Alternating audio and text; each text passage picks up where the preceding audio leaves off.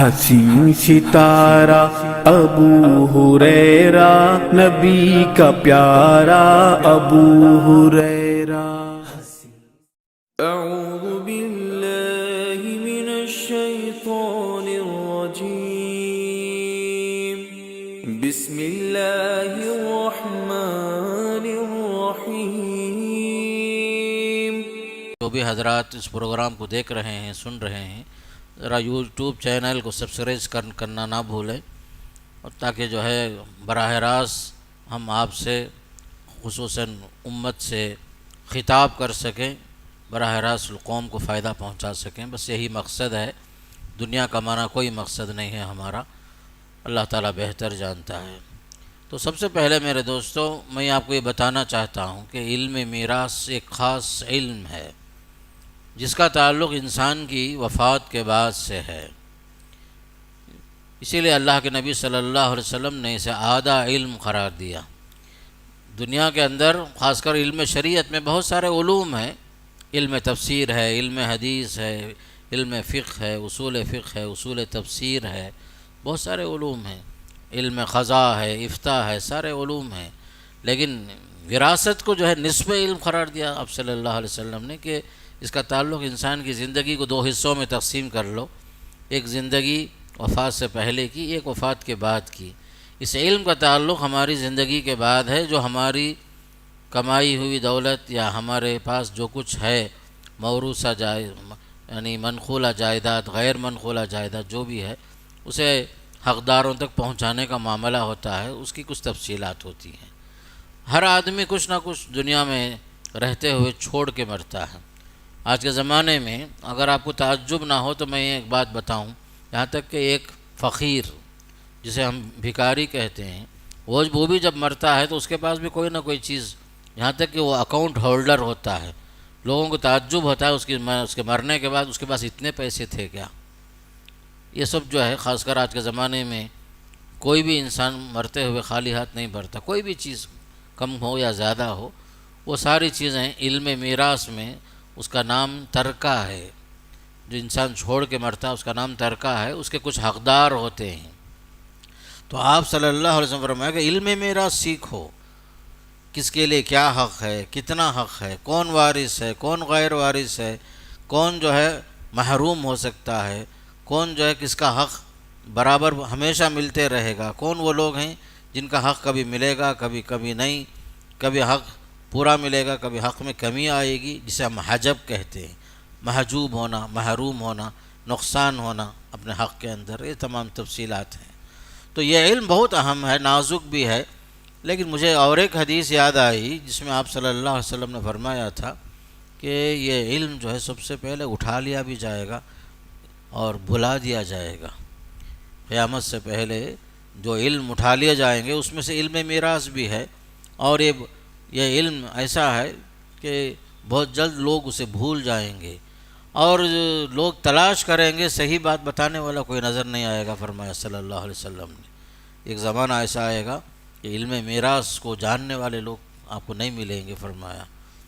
تو بہرحال یہ علم اہم اس لحاظ سے ہے کہ اللہ نے سورہ نساء میں تاکید کے ساتھ فرمایا، یوصیکم اللہ فی اولادکم، اللہ تمہیں تاکیدی حکم دے رہا ہے تمہارے بچوں کے سلسلے میں۔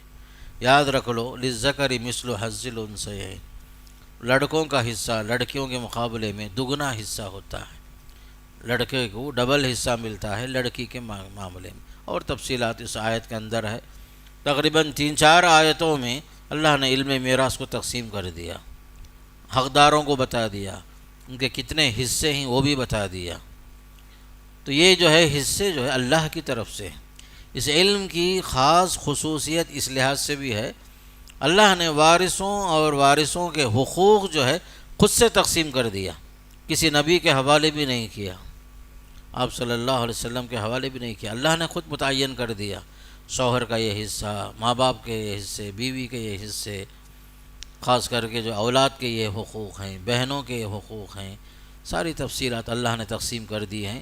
یہ جو ہے انسانوں کے حوالے اللہ نے کیا، بلکہ تقسیم کرنے کے بعد تاکید میں 3 مرتبے مختلف انداز سے تنبیہ فرمایا، یاد رکھ لو، وصیۃ من اللہ، یہ علم میراث کی تقسیمات کا جو حکم دیا جا رہا ہے اللہ کی طرف سے ایک تاکیدی حکم ہے، وصیۃ من اللہ۔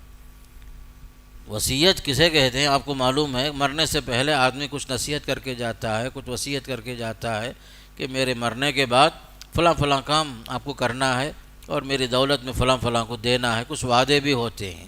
تو وصیت جو ہے تاکیدی حکم کا معنی رکھتا ہے، تاکیدی حکم ہے، تو فرمایا وصیۃ من اللہ، یہ حکم جو ہے اللہ کی طرف سے تاکیدی حکم ہے یہ۔ اور ایک آیت میں فرمایا فریضۃ من اللہ، یہ اللہ نے فرض کر دیا ہے، اس کے اندر جو ہے انسان کو کوئی دخل نہیں ہے، اللہ نے متعین کر دیا، فرض کر دیا، آپ کو کرنا ہی ہے ہر حال میں۔ فرض کے معنی کیا؟ ہر حال میں کرنا ہی ہے، اسے آپ چھوڑ نہیں سکتے، کسی کو محروم نہیں کر سکتے، منمانی تقسیم نہیں کر سکتے، جس کو چاہے دے دیے، جس کو چاہے محروم کر دیے، یہ کام بھی نہیں کر سکتے آپ۔ فرمایا فریضۃ من اللہ۔ تیسری آیت میں فرمایا تلک حدود اللہ، یہ جو ہیں حدیں جو تقسیم کر دی گئیں اللہ کی طرف سے ہیں، آپ اس کے اندر دخل اندازی نہیں کرنا، منمانی نہیں کرنا۔ مسلم پرسنل لاء کے تحت جو حق ملنے والا ہے وہ تو آپ کو ملے گا ہی، اس میں جو انسانی قانون کو کوئی دخل اندازی نہیں ہونا چاہیے۔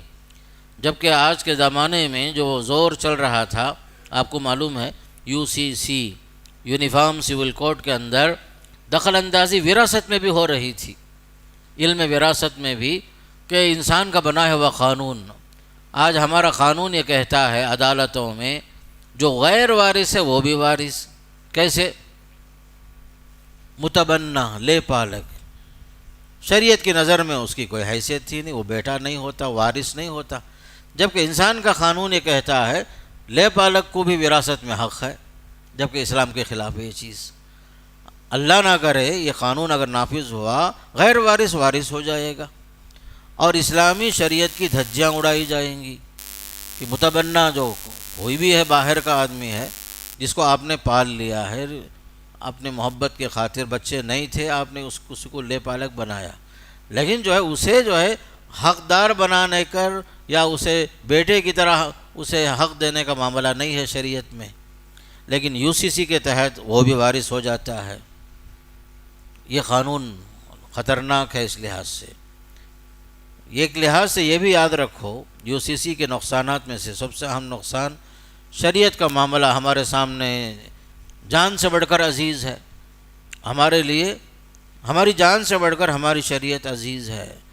اگر UCC نافذ ہوتا ہے تو آپ کو خلاف شریعت عمل کرنا پڑے گا، خلاف شریعت عمل کرتے ہیں تو آپ مسلمان نہیں رہے، اگر آپ نے اس پر عمل کیا تو آپ جو ہے آپ کا اسلام خطرے میں پڑ جاتا ہے۔ اگر آپ اسلامی قانون پر عمل کرنا چاہتے ہیں تو حکومت کی نظروں میں آپ جو ہے باغی ٹھہراتے ہیں۔ اس طرح کی نزاکتیں، اس طرح کی خطرناکیاں ہیں، اللہ ایسی نوبت نہ لائے۔ خاص کر ہندوستان کے اندر ہمارے مسلم پرسنل لاء کا تحفظ بہت ضروری ہے، اس میں خصوصاً وراثت کا معاملہ بھی ہے۔ اور ہماری شریعت میں بیوی کا حق الگ ہے، ماں کا حق الگ ہے، بیٹی کا حق الگ ہے، لیکن UCC کے اندر جب کسی کی وفات ہو جائے، ماں، بیٹی، بہو تینوں اگر ہیں مثال کے طور پر وارثین میں، سب کو ایکول درجہ، سب کو ایکول حصہ، جبکہ ماں کا حصہ شریعت میں چھٹا حصہ ہے، اس سے بڑھ کر نہیں۔ بیوی کا حصہ اولاد ہونے کی صورت میں چوتھائی حصہ 1/4، اگر بچے اگر نہیں ہیں بولے تو 1/4، بچے ہیں بولے تو 1/8، 8واں حصہ ہوتا ہے، جبکہ UCC کے اندر ایکول، ماں کو بھی، بہو کو بھی، بیٹی کو بھی، بیوی کو بھی، سب کو جو ہے ایکول درجہ ہے۔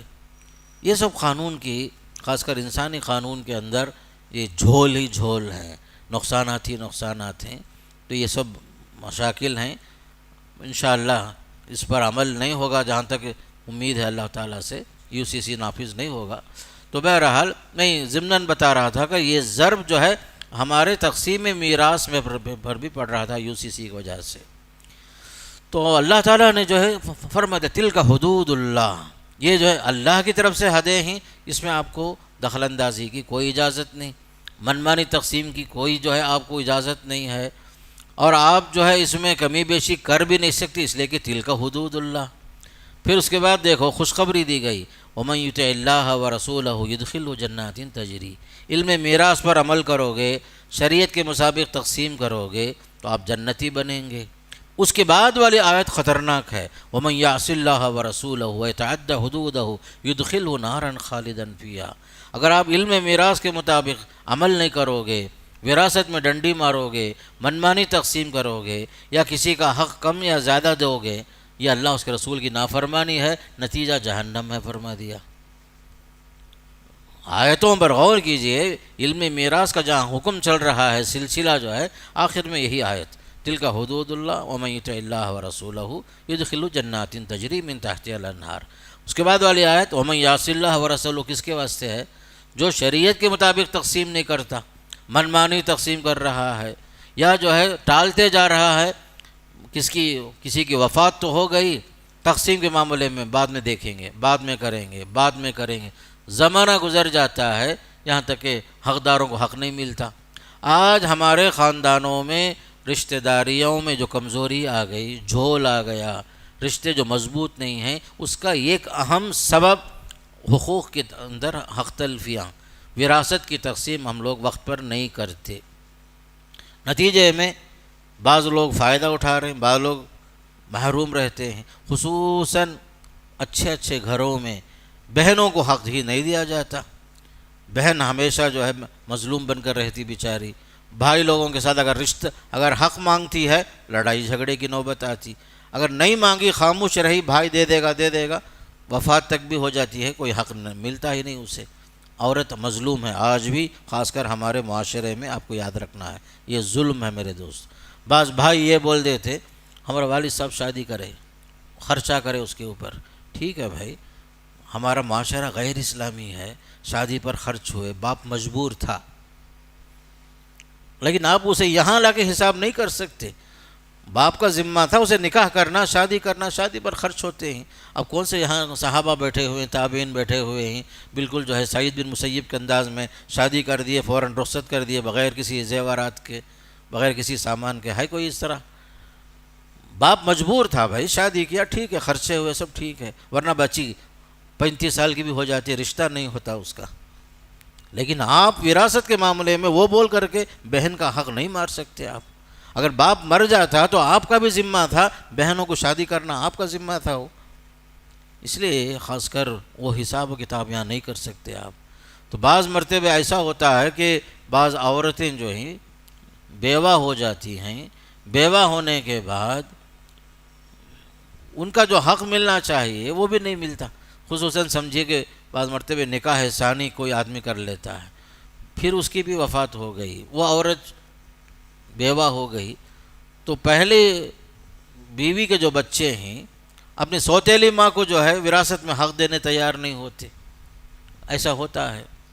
تو وراثت کے معاملے میں ظلم بہت ہو رہا ہے۔ حق کے بارے میں لوگ جو حق جانتے نہیں، پہلی بات تقسیم صحیح نہیں کرتے۔ میں آپ کو بتاؤں تو ذرا بہت دور لے کے چلتا ہوں آپ لوگوں کو۔ عہد نبوت میں حضرت سعد بن ربیع رضی اللہ عنہ کی شہادت ہو گئی، جنگ میں شہید ہو گئے۔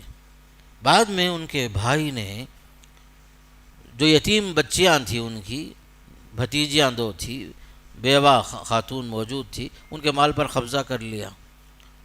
جو کچھ تھا مال سعد بن ربیع رضی اللہ عنہ کا، ان کے مرحوم کے بھائی نے قبضہ کر لیا۔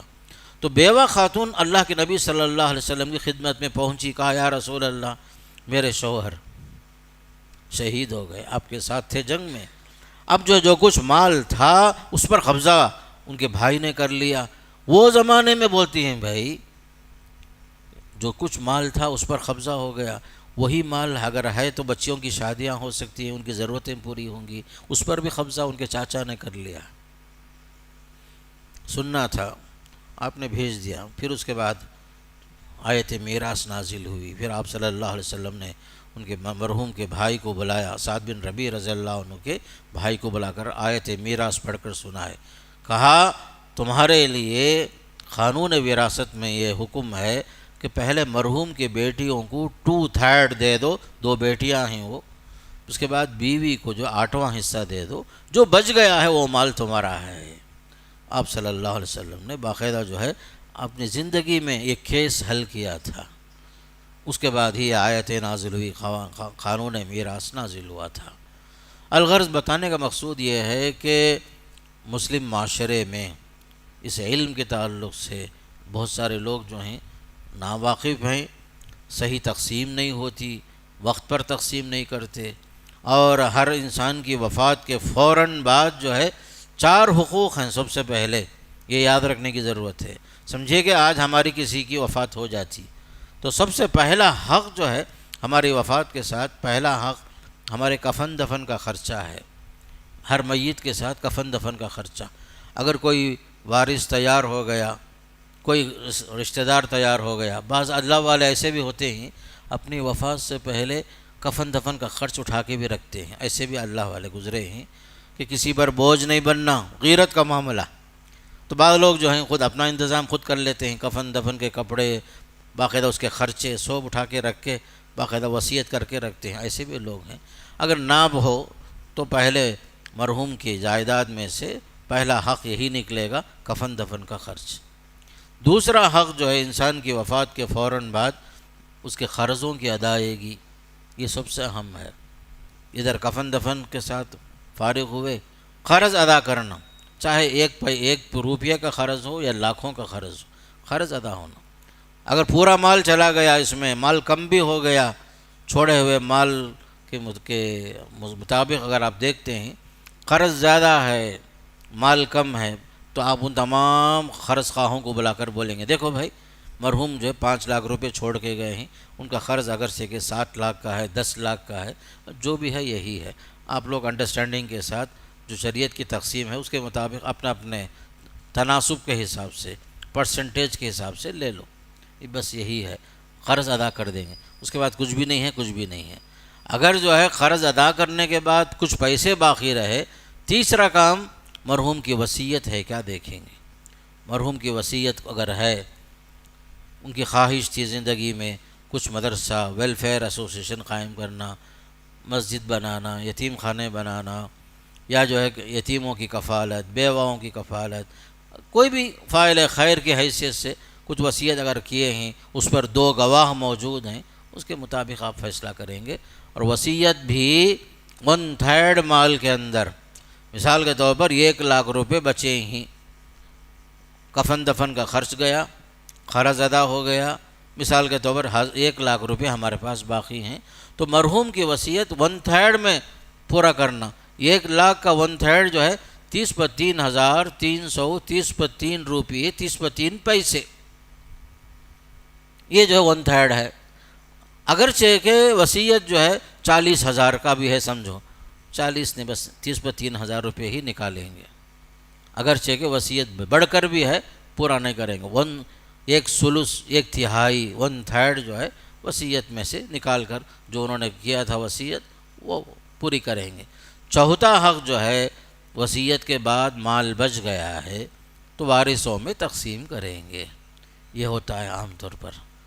تو عام طور پر ہمارے گھروں میں 3 دن تک ہم لوگ، عام طور پر شریعت میں بھی اجازت ہے، کسی کی وفات پر ہم غم مناتے ہیں، یا جو ہے آدمی غمگین رہتا ہے، پریشان بھی رہتا، آنے جانے والے جو ہے خاص کر آتے ہیں جاتے ہیں، حالات جاننے والے بھی آتے ہیں، اور میت کی طرف سے کچھ رشتہ دار بھی آ کر کے اس کے حالات جاننے کے لیے آتے ہیں، اور خصوصاً بیوہ کے لیے 4 مہینہ 10 دن، اگر وہ حاملہ نہیں ہے بولے تو 4 مہینہ 10 دن سوگ منانے کے لیے اجازت ہے۔ مردوں کے لیے 3 دن کی اجازت ہے۔ تو 3 دن کے اندر یہ ایام جو کچھ ہے گزر چکے، چوتھا دن ہمارا کام کیا ہونا؟ پہلا کام وراثت تقسیم کرنا ہونا، یہی چاہیے۔ مرحوم کے نام سے جو بھی جائیداد ہے، کم ہو یا زیادہ ہو، فوراً اگر یہ معاملہ حل ہو گیا، بعد میں جھگڑے نہیں ہوتے۔ تاخیر جہاں ہوتی ہے وہاں مسائل پیدا ہوتے ہیں، تاخیر کی وجہ سے نیتوں میں فرق آتا ہے، تاخیر کی وجہ سے لوگ جو ہیں نیتوں میں خرابی آنے کی وجہ سے کچھ لوگ جو ہیں ہڑپ کرنے کے ارادے میں بھی رہتے ہیں، کچھ لوگ ٹال مٹول کرتے کرتے زمانہ ہی گزار دیتے ہیں، ایسا بھی ہوتا ہے، اور درمیان میں انتظار کرتے کرتے وارث کا بھی انتقال ہو جاتا ہے، باپ کا انتقال ہوا، چند دنوں کے بعد، چند مہینے کے بعد بیٹا بھی انتقال ہو گیا، پھر اس کے بعد اس کے وارث تیار ہوتے ہیں، اس کو مناسخہ کہتے ہیں، یہ سب مسائل پیدا ہوتے ہیں۔ اس لیے شریعت یہ چاہتی ہے کہ معاملہ جلد سے جلد ختم ہو، آسانی کے ساتھ مسئلہ ختم ہو، لوگوں کے حقوق جلد سے جلد ادا ہو جائیں، کسی کے معاملے میں تاخیر نہ ہو، ٹال مٹول نہ ہو، اور لوگوں کے حقوق کی ادائیگی کے اندر کسی کی نیت میں خرابی نہ ہو۔ یہ سب جو شریعت کا حکم ہے، یہ اللہ اس کے رسول کا قانون ہے۔ جب تک آپ اس پر عمل کریں گے، تعلقات باقی، رشتے باقی، اور حقداروں کو حق ملے گا، یتیموں کی کفالت کا مسئلہ حل ہوگا، اس کی وصیت کا معاملہ ہے وہ حل ہو جائے گا، یہ ساری چیزیں ہوتی ہیں۔ لیکن جہاں تاخیر ہوتی، مسائل پیدا ہوتی۔ اس وجہ سے یہ معاملہ بہت نازک بھی ہے اور اہم بھی ہے اور ضروری بھی ہے۔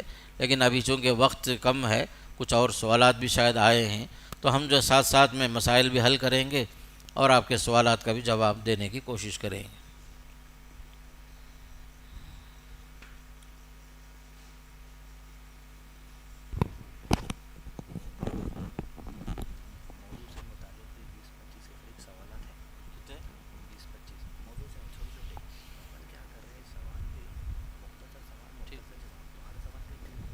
اب جلدی جلدی بولو، ٹھیک۔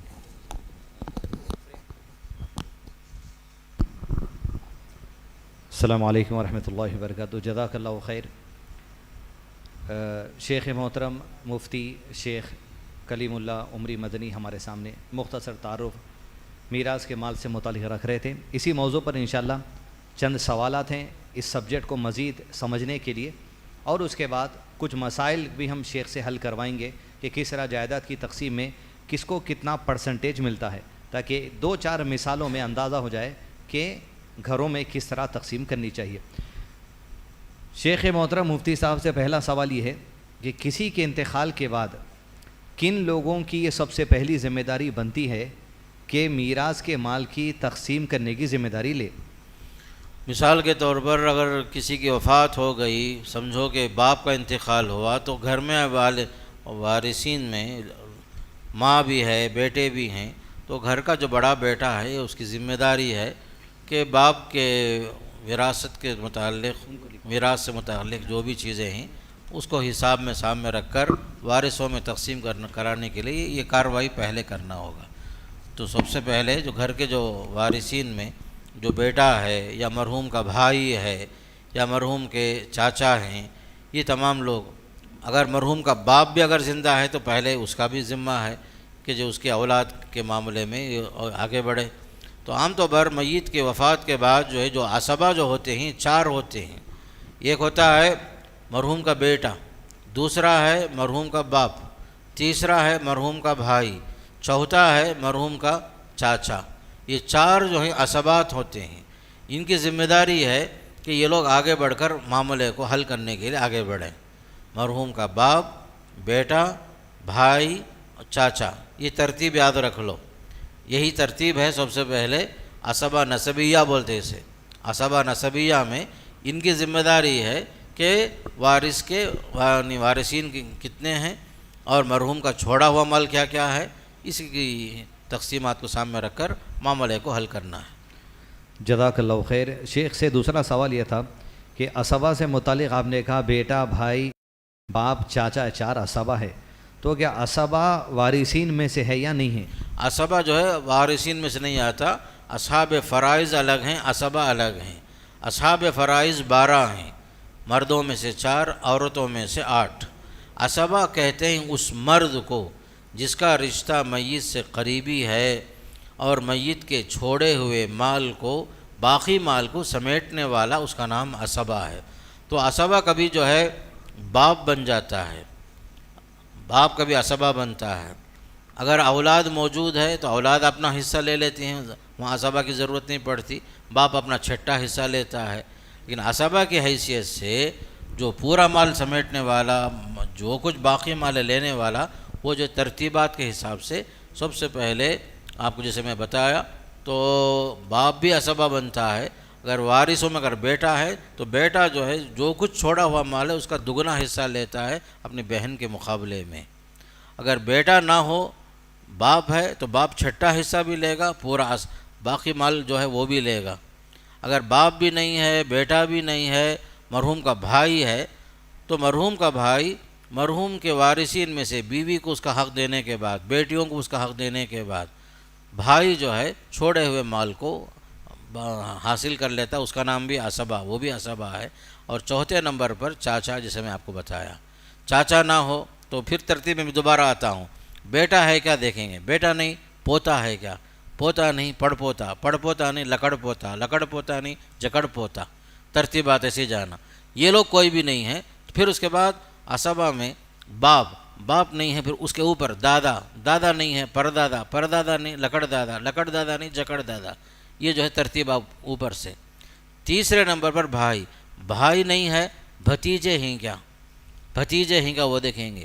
بھائی کے اندر دو قسمیں ہیں، ایک سگا بھائی ہوتا ہے اور ایک اللاتی بھائی ہوتا ہے، باپ شریک بھائی، اسے اللاتی بولتے۔ تو بھائی موجود ہے تو اللاتی بھائی محروم ہو جاتا۔ باپ کے بعد بھائی اگر نہیں ہے، اس کے اولاد ہے کیا، بھتیجے ہیں کیا وہ دیکھیں گے۔ بھتیجا عصبہ بنتا ہے، بھتیجی عصبہ نہیں بنتی، یاد رکھ لو، بھتیجا عصبہ بنتا ہے، بھتیجی کو کوئی حصہ نہیں ہے شریعت میں۔ چوتھے نمبر پر چاچا ہے کیا دیکھیں گے، چاچا نہیں ہے، چاہے وہ آپ کے والد کے چھوٹے بھائی ہوں یا آپ سے بڑے والد کے بڑے بھائی، جسے ہم تایا کہتے ہیں، یہ سب چاچا میں آ جاتے ہیں۔ تو چھوٹے چاچا، بڑے تائی سب آ جاتے اس میں۔ تو وہ اگر نہیں ہے تو ان کی اولاد ہیں کیا دیکھیں گے، چاچا زاد بھائی، پھر یہ تمام رشتے جو ہے خاص کر کے جو شریعت نے جو بتائے ہیں، یہ لوگ عصبہ بنتے ہیں۔ جزاک اللہ خیر۔ تیسرا سوال شیخ سے یہ ہے وصیت سے متعلق، ایسا کوئی بھی انسان وصیت کرنا ہے زندگی میں تو وصیت کی مناسب عمر اس کے لیے کیا ہے؟ کیونکہ جیسا نوجوان ہے، ابھی نوکری پہ چڑھا یا کاروبار کرنا شروع کیا، پیسے ابھی آمدنی آنا شروع ہوئی، تو کس ایج میں، کس زندگی کے موقع پہ وصیت کرنے کا ارادہ آدمی کر لینا؟ وصیت کے لیے کوئی عمر مقرر نہیں ہے، وصیت کے لیے شرط نہیں ہے کہ آدمی معمر ہو، مرنے سے پہلے کرے، نہیں۔ حدیث میں آتا ہے، اللہ کے نبی صلی اللہ علیہ وسلم فرماتے ہیں کہ ہر آدمی سونے سے پہلے اس کی وصیت اس کے تکیے کے نیچے لکھی ہوئی ہونی چاہیے، اس میں کوئی حد بندی نہیں کہ عمر کیا ہونی چاہیے۔ آپ کی خواہش ہے کہ اللہ مجھے دولت سے نوازے گا تو میں ضرور جو ہے فلاں نیک کام کروں گا، فلاں کام کروں گا۔ آپ کے جو نیک ارادے ہیں جو آپ بعد میں کرنا چاہ رہے ہیں، اگر موت حائل ہو گئی تو آپ کی دولت میں سے 1/3 حصہ جو ہے آپ کی وصیت کی تنفیذ کے لیے کام آئے گی۔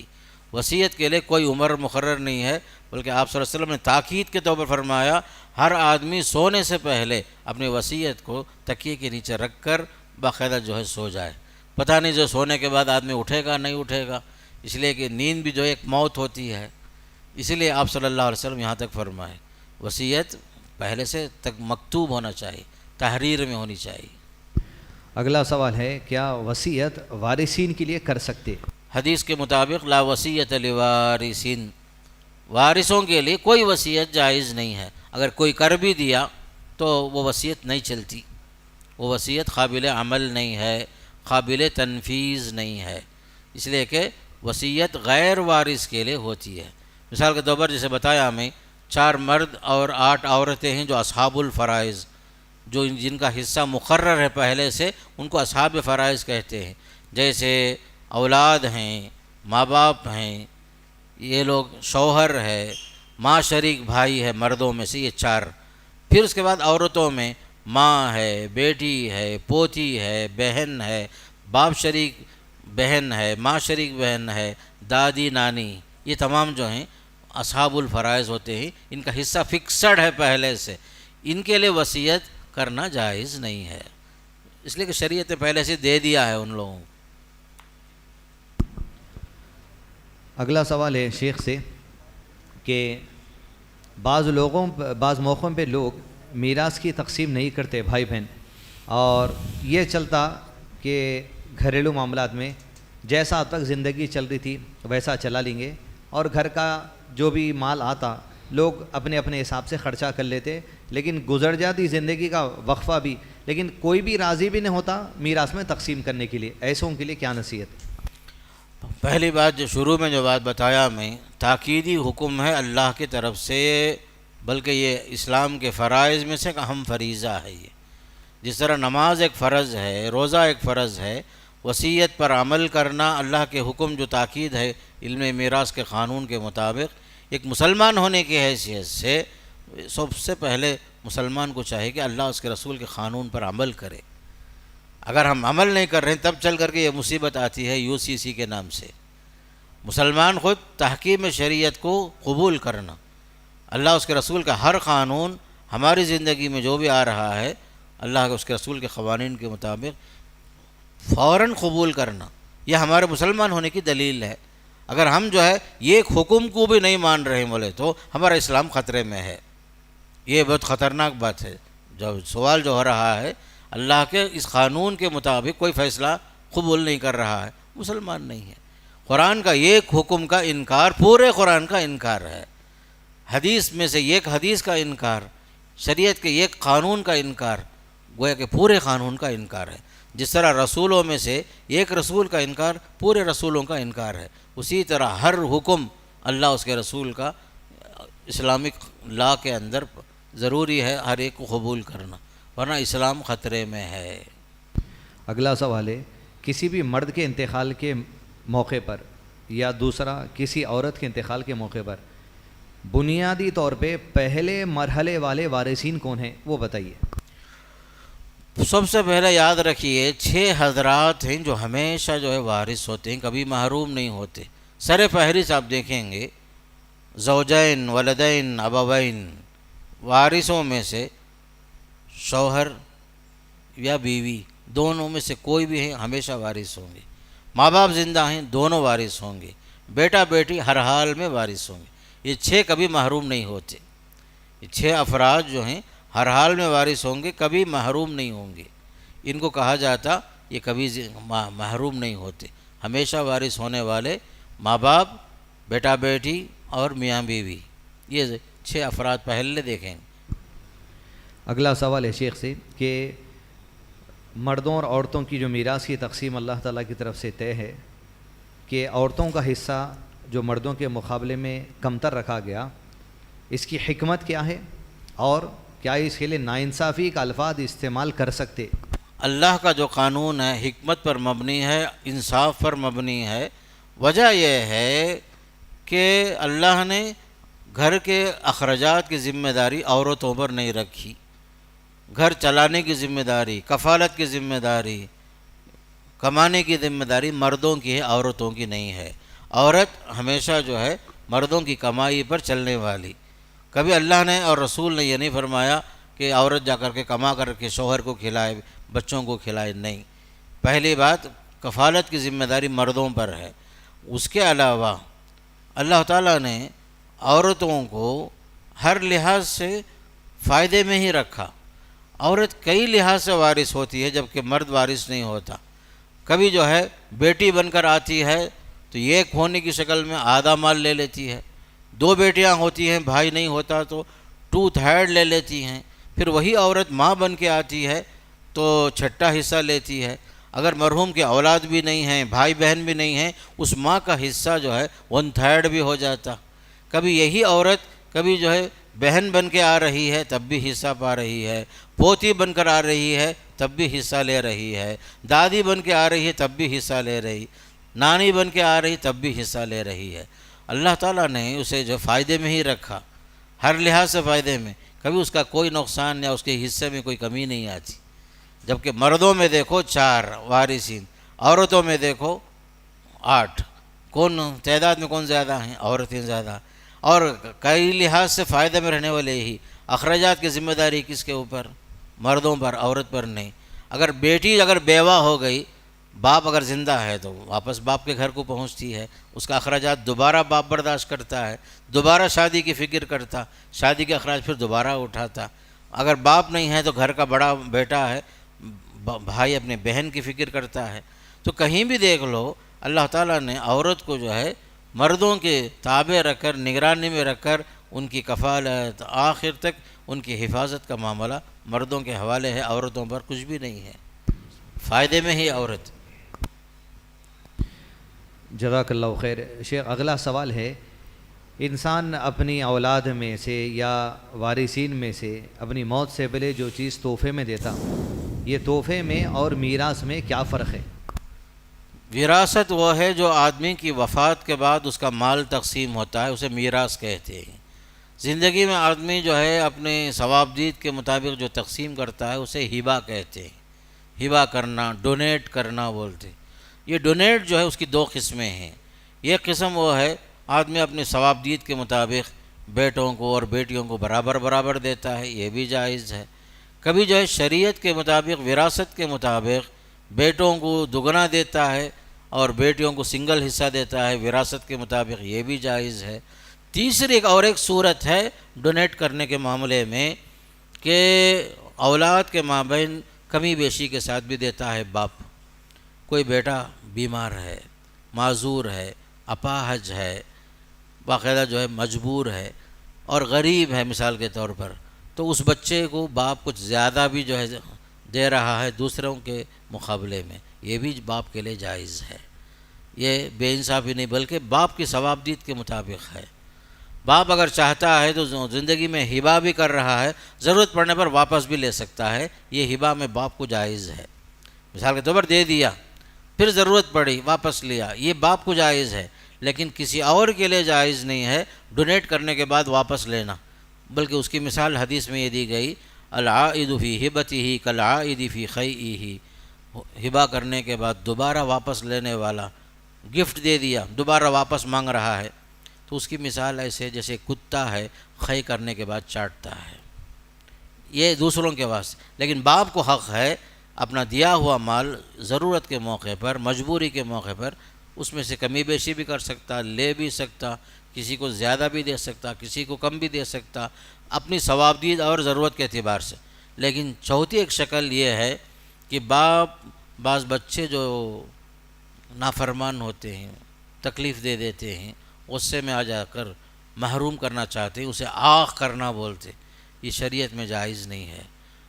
زندگی میں بعض بچوں کی طرف سے ماں باپ کو تکلیف پہنچتی، باپ کی مرضی کے بغیر شادی کر لیے، برادری سے ہٹ کر شادی کر لیے، یا جو ہے کسی کرسچن لڑکی سے شادی کر لی، باپ کو پسند نہیں۔ ایسے بہت سارے واقعات ہمارے گھروں میں ہوتے ہیں۔ باپ ناراض ہو جاتا، خاندان کا مسئلہ، عزت کا مسئلہ بول کر میں اسے آخ کر دیا، میری وفات کے بعد اسے کوئی ایک کاڑی بھی نہیں دینا، اسے میرے جنازے میں آنا نہیں، میرے صورت نہیں دیکھنا، میں اسے الگ کر دیا، یہ سب بولتے غلط ہے۔ اللہ تعالیٰ جو ہے یہ حق آپ کو نہیں دیا ہے، آخ کرنے کا حق آپ کو اللہ نہیں دیا ہے، آخ نہیں کر سکتے۔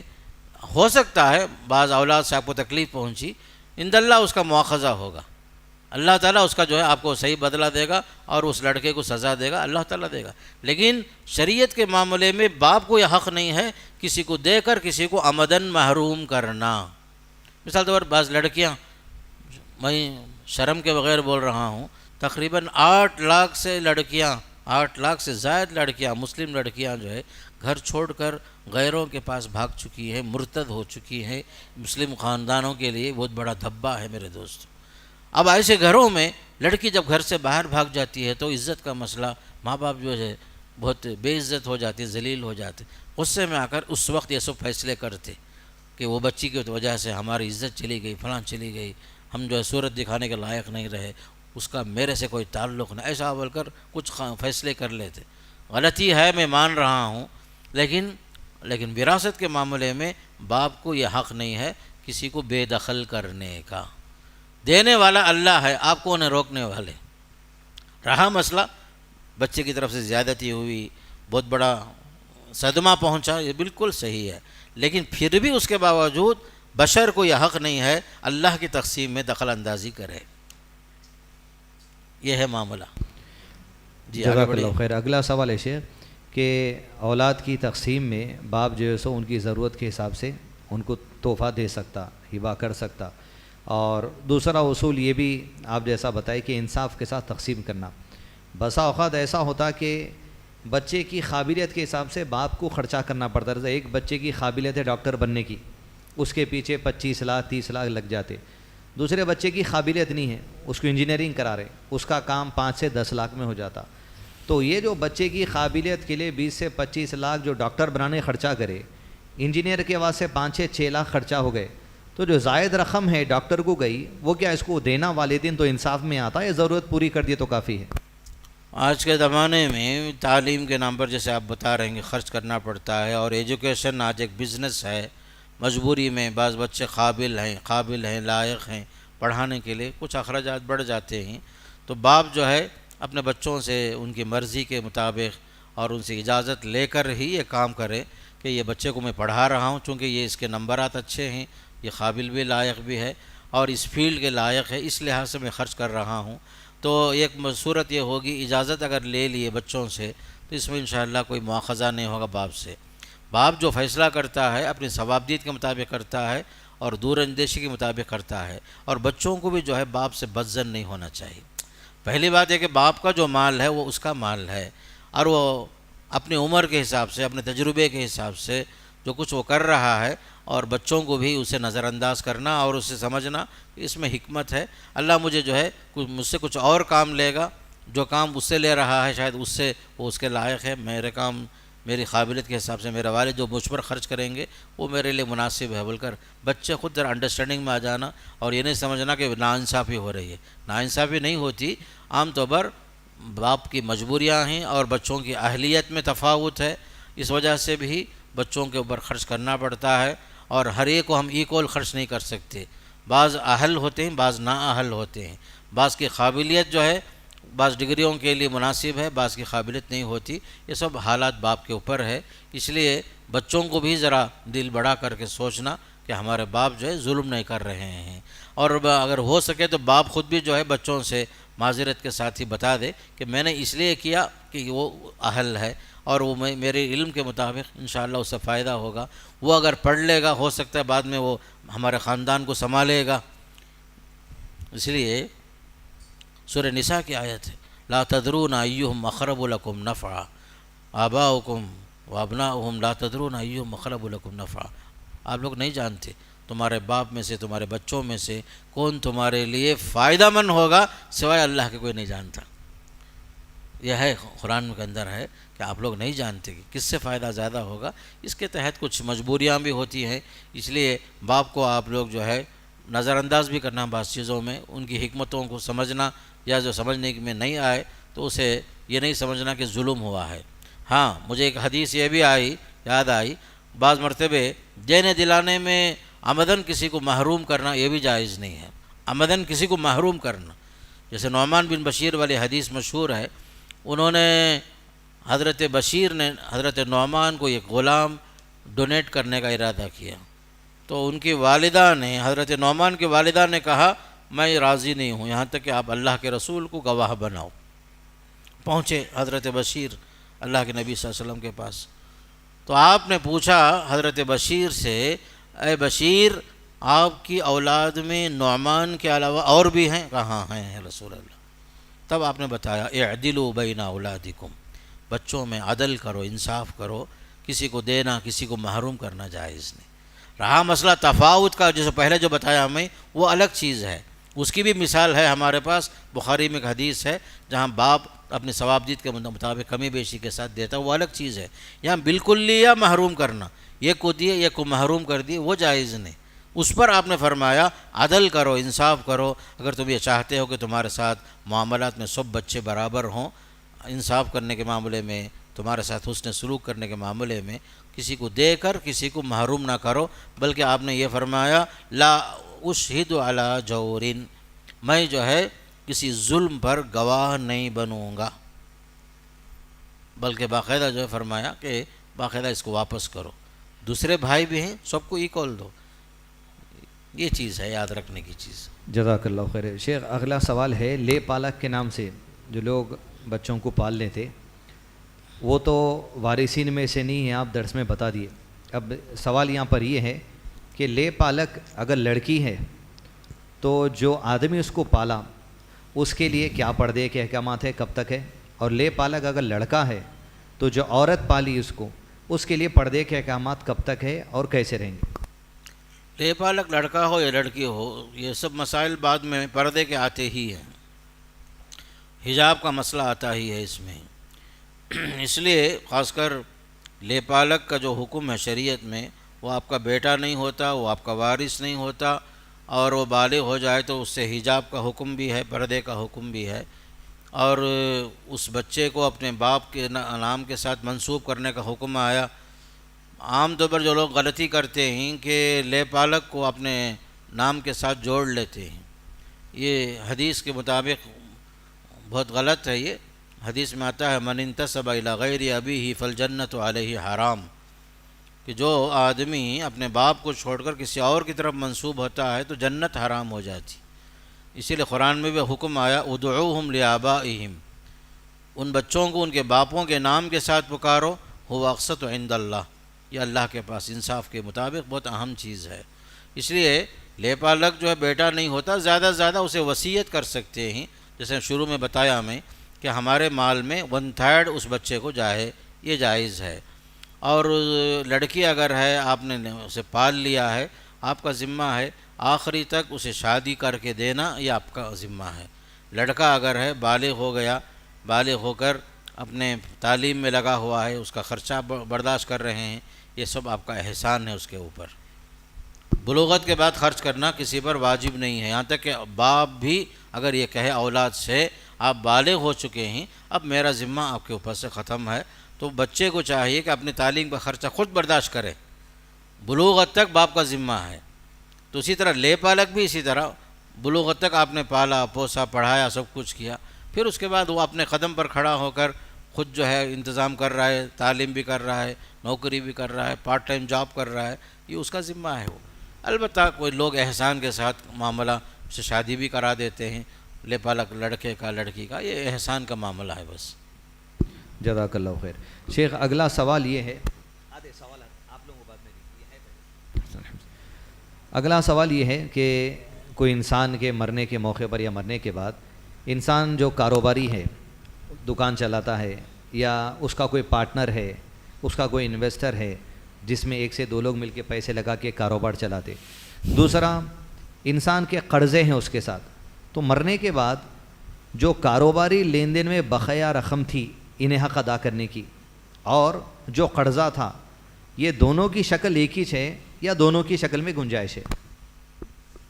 کاروبار میں جو بھی قرض ہے وہ قرض بھی وہی ہے جو انسان زندگی میں قرض لیتا ہے، تو قرض ہی ہے، چاہے اپنے گھر بار چلانے کے لیے آدمی قرض لے، چاہے بزنس میں قرض لے، یا کہ کوئی امانت لے کر آدمی کی وفات ہو جائے، یہ سب قرضوں میں شمار ہو جاتا۔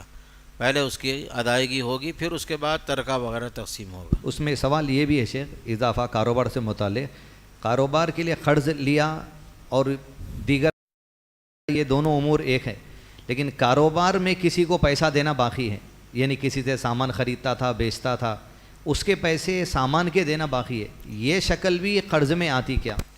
قرضوں میں چاہے وہ کیش کی شکل میں ہو یا سامان کی شکل میں ہو، کوئی بھی چیز جب تک مال باقی ہے، تو حدیث میں آتا ہے اگر کسی کا مال ہو بہو ایسے باقی ہے، مثال کے طور پر یہ سیل فون ہے، وفات ہو گئی اور وہ مال جب اصلی شکل میں موجود ہے تو اس کا جو مالک ہے وہ اس کا زیادہ حقدار ہے۔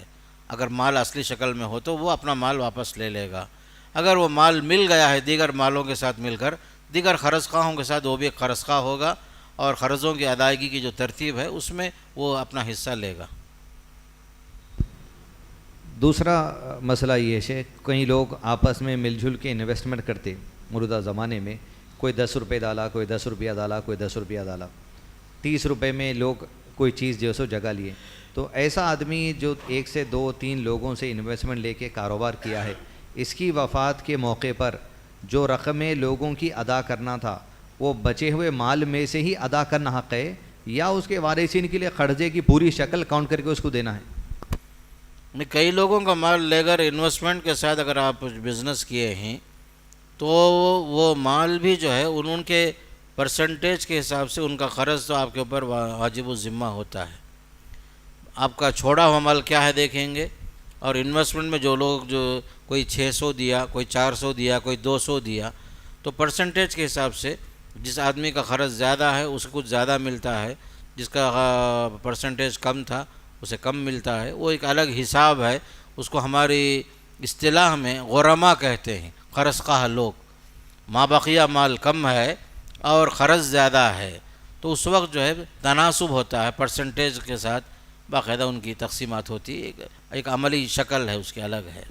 جی جزاک اللہ خیر. اگلا سوال ہے شیخ کہ انسان کی موت کے بعد پہلے وصیت دیکھنا یا وارثین کا حصہ دیکھنا؟ پہلے جو ہے قرض کے بعد وصیت ہے، وصیت کے بعد ہی وارث. ترتیب میں وصیت نمبر 3 پر ہے اور اصحاب الفرائض چوتھے نمبر پر ہیں.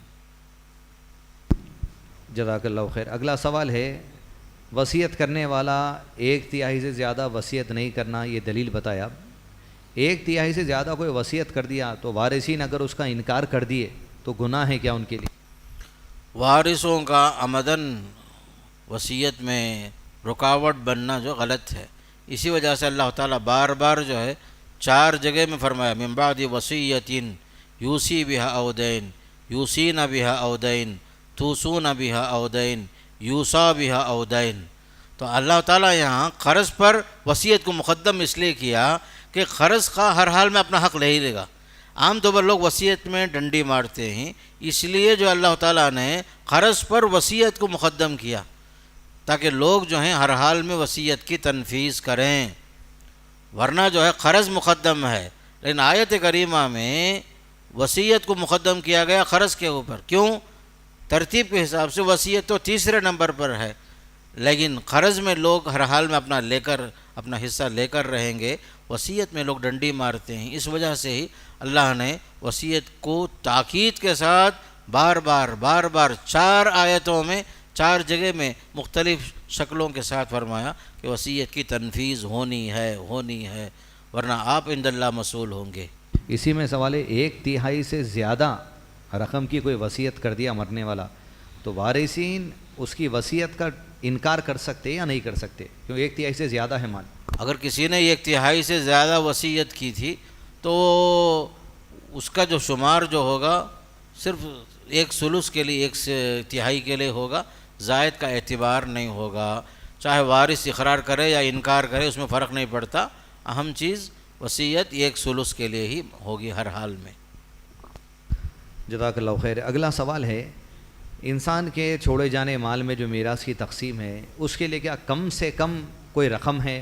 ایسا کوئی انسان مر گیا اور 1000 روپے 2000 روپے انہیں چھوڑ کے گیا تو کیا ایسی لمیٹڈ رقم کے لیے بھی وارثین میں بٹوارا ہے؟ ہر حال میں چاہے ترکے میں 1 روپے بھی ملے وارث تک پہنچنا چاہیے. چاہے 1 روپے بھی مل رہا ہو وہ وارث کو پہنچے.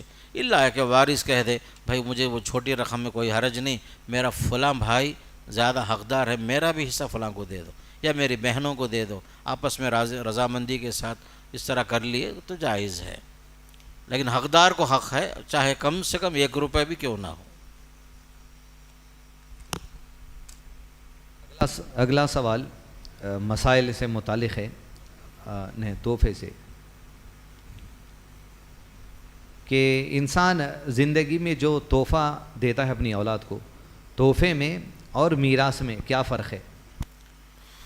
تحفہ الگ ہے، میراث الگ ہے. میراث کا معاملہ اللہ کا قانون ہے جو انسان کی زندگی کے بعد اس کے چھوڑے ہوئے مال کی تقسیم ہوتی ہے، اس کا نام میراث. اب یہ جو تحفہ ہے آدمی خود زندگی میں دیتا ہے، خود اپنی زندگی میں اپنا مال اپنی ثوابدید کے مطابق جہاں چاہے وہ مسجد کے لیے، مدرسے کے لیے، کنواں کھودنے کے لیے، یتیموں کی کفالت کے لیے، بچوں کی تعلیم کے لیے، یہ سب جو خرچ ہوتا ہے یہ الگ چیز ہے. زندگی میں جو آدمی ڈونیٹ کرتا ہے اس کا نام ہبہ ہے. مرنے کے بعد جو تقسیم ہوتا مال وہ مال میراث ہے.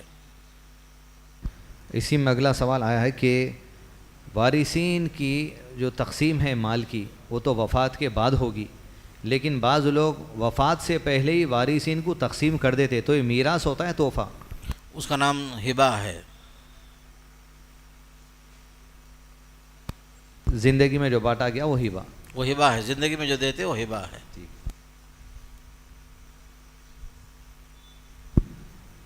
6 بھائی ہیں اور 1 بہن ہے تو کیا پوری میراث کا مال پورے بھائی مل کے بہن کو اپنی رضامندی سے دے سکتے؟ کیا یہ جائز ہے؟ اپنی مرضی سے وارثین جو ہے کسی کو پورا دینا، کم دینا یا اس کے حصے سے کچھ زیادہ بھی دینا، یہ جو اپنی خوشی سے دے رہے ہیں تو کوئی حرج نہیں ہے. جی اگلا سوال مسئلے سے متعلق ہے پرسنٹیج جاننے کے لیے. ایک انسان کی موت مرد ہے، مرنے کے وقت میں اس کے لیے اس کا باپ بھی زندہ ہے، اس کی ماں بھی زندہ ہے، اس کے 2 بیٹے ہیں، اس کے 2 بیٹیاں ہیں، تو میراث کی تقسیم میں کس کا کیا پرسنٹیج ہوگا؟ 2 بیٹی، 2 بیٹی، ماں باپ ماں باپ اور 2 بیٹے، 2 بیٹے۔ بیوی زندہ ہے کیا؟ بیوی بھی زندہ ہے مرنے والے کی۔ بیوی بھی زندہ ہے، تو یہ خاص کر مسئلہ بنتا ہے 140/4 حصے پر۔ 2 پرسنٹیج بیٹوں بولے، کو، ہاں پرسنٹیج 36 اس کا 36.1، اور 2 بیٹی کے لیے 18.1، بیوی کے لیے 12.5، باپ کے لیے 16.7، ماں کے لیے 16.7۔ یہ 36% کس کا؟ 36 جو ہے 2 بیٹوں کا۔ 2 بیٹوں کا، تو 36% میں دونوں بانٹیں گے۔ ہاں، تو مسئلہ یہ ہے سامعین کہ کسی کے انتقال کے موقع پہ ماں گویا باپ کہ ایک بیٹا جو ہے 18 حصہ لیتا ہے، جی، اور بیٹی 9.0، 9.0 ایک بیٹی کا 9 اور بیٹے کا 18.1۔ جی۔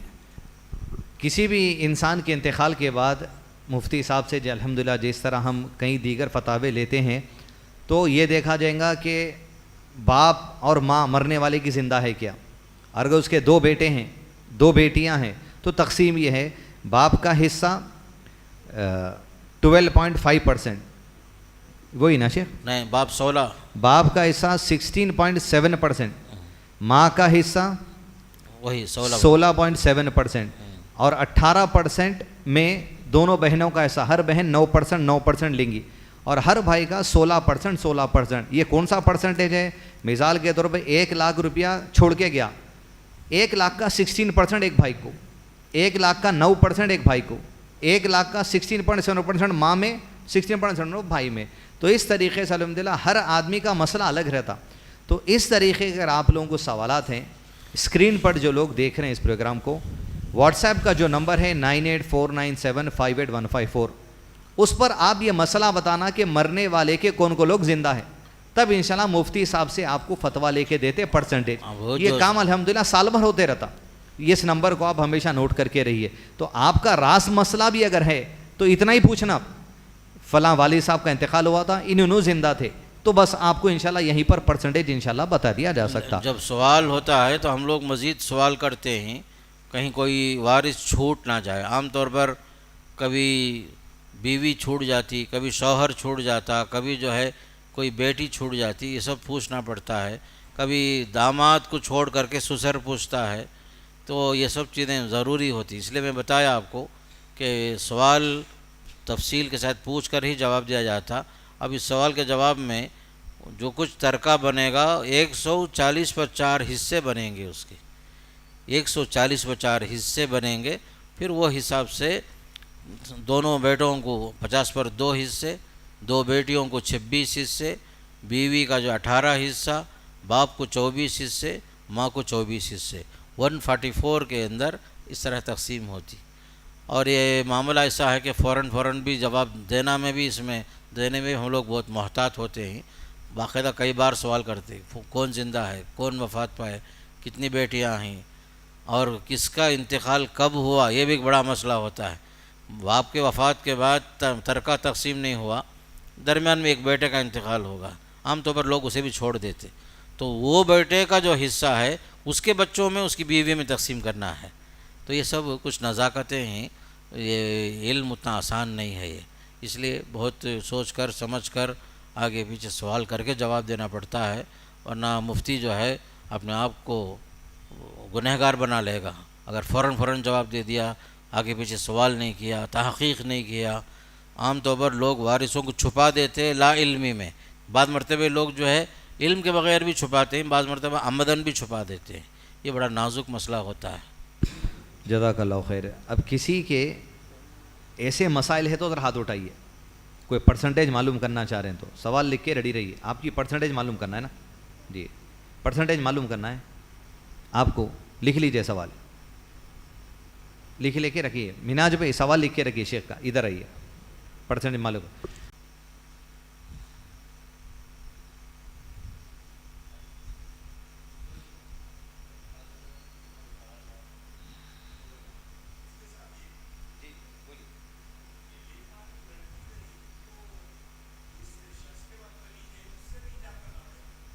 اگر وہ بالغ ہو گئی اور وہ جو ہے اس کی قریبی رشتہ داروں میں سے نہیں آ رہی ہے، نسبی رشتوں میں سے، رضاعی رشتوں میں سے، تو خونی رشتوں میں سے نہیں آ رہی ہے، تو اس سے بھی حجاب تو شرعی حکم تو ہے ہی، حجاب کا حکم تو عام ہے۔